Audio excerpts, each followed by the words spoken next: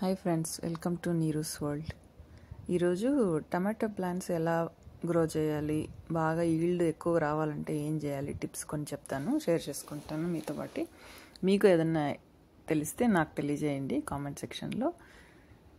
ఇక చూడండి, కొన్ని టమాటోస్ వచ్చాయి, పిక్ చేసుకుంటున్నాను.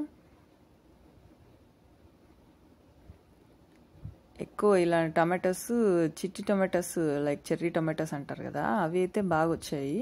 పెద్ద పెద్ద టమాటోస్ వచ్చి పర్వాలేదు, మరి ఎక్కువ ఈల్డ్ రాలేదు. బట్ ఈ మధ్య నేను తెలుసుకున్నాను ఏంటంటే, ఈ ఎక్సెస్ లీవ్స్ ఉంటాయి కదా కింద, ఒకసారి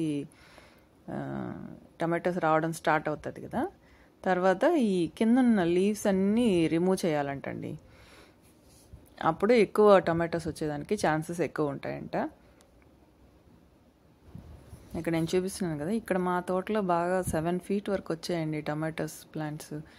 నేనైతే ఇండియాలో ఇంత హైట్ టమాటో ప్లాంట్స్ అయితే చూడలేదు. కొంచెం మామూలుగా ఒక 4 to 5 feet వచ్చినా చూశాను, బట్ 7 feet పెరిగిన ప్లాంట్స్ అయితే నేను చూడలేదు.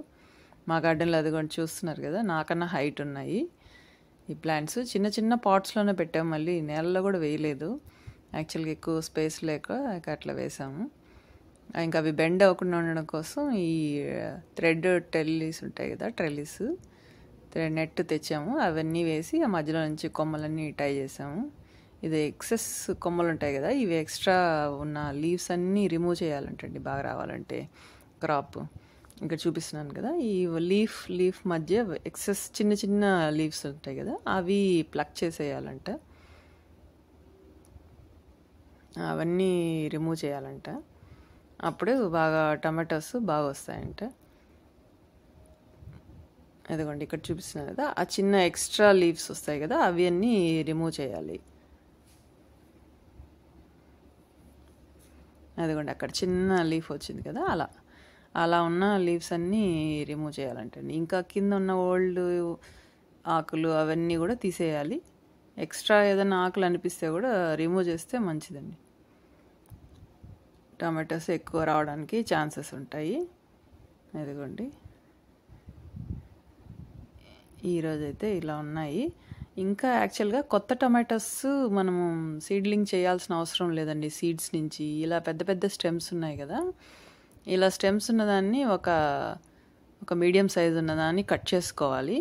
కట్ చేసుకొని కింద లీవ్స్ అన్నీ రిమూవ్ చేసి ఇలా స్లాంట్గా పడుకోబెట్టి ఇలా ప్లాంట్ చేయాలి. అలా పాతి పెడితే అక్కడ కణుపుల దగ్గర నుంచి కూడా వేర్లు వస్తాయంటండి. యాక్చువల్గా నేను ఇది ట్రై చేశాను, ఇది సర్వైవ్ అయ్యాయి ఈ ప్లాంట్స్. ఇంకా కొన్ని దాంట్లో కూడా ఇంకో 2-3 పాట్స్లో కూడా వేశాను. ఇవి జస్ట్ స్ట్రైట్గానే పాతాను. బట్ ఇప్పుడు ఇవి పెట్టి కూడా ఒక 10 days అయ్యాయి. కొద్దిగా పెరిగినట్టున్నాయి టమాటా ప్లాంట్స్ కూడా. ఇంకొక పాట్లో కూడా వేశాను. ఇదిగోండి అక్కడ ఇంకొక పాట్లో వేసాను చిన్న ప్లాంట్. కింద ఉన్న బ్రాంచెస్ అన్నీ రిమూవ్ చేసి అలాగే ప్లాంట్ చేశాను. ఆ స్టెమ్స్ నుంచి కూడా టమాటా ప్లాంట్స్ వస్తాయంటండి. ఈ రోజుకైతే ఇవేనండి గార్డెన్ టిప్స్. రేపు మళ్ళీ వేరే విషయాలు తెలుసుకుందాం. మీకు ఏదైనా టిప్స్ తెలిస్తే నాకు కామెంట్ సెక్షన్లో తెలియజేయండి. Thanks for watching. Bye bye.